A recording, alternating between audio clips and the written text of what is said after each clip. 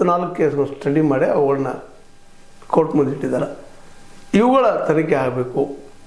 ಪ್ರತಿಯೊಂದರದ್ದು 74 ಈ ಒಂದು ಏನು ಸಾವಾಗಿದ್ದಾವ, ಆ 74 ಸಾವುಗಳ FIR ಆಗಿ ಹೇಗಾಯಿತು, ಏನಾಯಿತು, ಯಾರು ಮಾಡಿದರು ಅಂತಂದ್ರೆ. ಯಾಕಂದ್ರೆ FIR ಮಾಡ್ಬೇಕಾದ್ರೆ ಎಲ್ಲ ಎನ್ಕ್ವೈರಿ ಮಾಡ್ಬೇಕಾಗ್ತದೆ. ಒಂದು ದಿನ ಬಿತ್ತಪ್ಪ ಅಂತಂದ್ರೆ ಒಬ್ಬ ವ್ಯಕ್ತಿ ಶವ ಆದಂದ್ರೆ ಪ್ರತಿಯೊಂದು ಯಾವರವ, ಯಾರ, ಏನು ಎಂತೋ ಇಲ್ಲ ಸ್ವಲ್ಪ ಯಾರು ಗೊತ್ತಿಲ್ಲ ಅಂದರೂ ಸಹಿತ ಅವನ ಬಗ್ಗೆ ಮತ್ತೆ ಪಬ್ಲಿಕೇಶನ್ ಕೊಟ್ಟು ಮತ್ತೆ ಮಾಡಿ ಏನೋ ಮಾಡಬೇಕಾಗಿದೆ. ಅದು ಯಾವುದೂ ಇಲ್ಲದ 74 ಸಾವುಗಳನ್ನು ಹುಗಿದು ಬಿಟ್ಟಿದ್ದು ಅದ ಅನ್ನುವಂಥ ವರದಿಗಳಿದ್ದಾವೆ.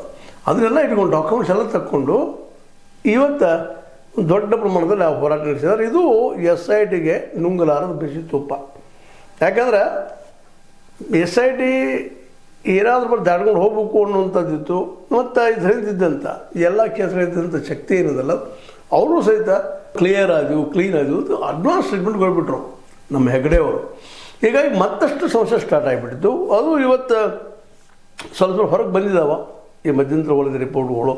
ನಮ್ಮ ದೊರೆರಾಜು ಅವರ ಮತ್ತು ನಮ್ಮ ಬಾಲಣ್ಣವರ, ಇನ್ನುಳಿದವರ ಒಂದು ಪ್ರಯತ್ನದಿಂದ, ಈ ಮಟ್ಟಣ್ಣವರ ಜೊತೆಗೆ ನಮ್ಮ ತಿಮ್ರೋಡಿ ಅನೇಕ ಹೋರಾಟಗಾರರ ಶ್ರಮದ ಫಲವಾಗಿ ಇವತ್ತೊಂದಿಷ್ಟು ಹೊರಗೆ ಬಂದಿದ್ದಾವೆ. ಅದರಲ್ಲಿ ಏನದ ಅಂತೇಳಿ ಅದು ಏನದಪ್ಪ ಅಂದರೆ ಕೇವಲ ಚೆನ್ನೈ ಸುತ್ತ ಗಿರಿಕಿ ಹೊಡಿತಾ ಇದೆ. ಅದು ಇದನ್ನು ಮುಚ್ಚಿ ಹಾಕುವಂಥದ್ದು. ಜೊತೆಗೆ ಈ 6 ಜನರನ್ನು ಎನ್ಕ್ವೈರಿಗೆ ನಮಗೆ ಕೊಡಬೇಕು.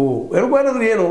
ಈಗಾಗಲೇ ನಿಮಗೆ ಹೇಳಿದಂಗೆ ಸ್ವತಃ ಜಯಂತಿ ಅವರು ಹೇಳ್ಕೊತಾರೆ, ಇಲ್ಲ ನನಗೆ ಕರೆಸಿ ಬೆದರಿಸಿದ್ರು, ಚಿನ್ನೀರಿಗಿಂದ ಬಡಿಸಿದ್ರು, ಸತ್ಯ ಹೇಳಂತೇಳಿ.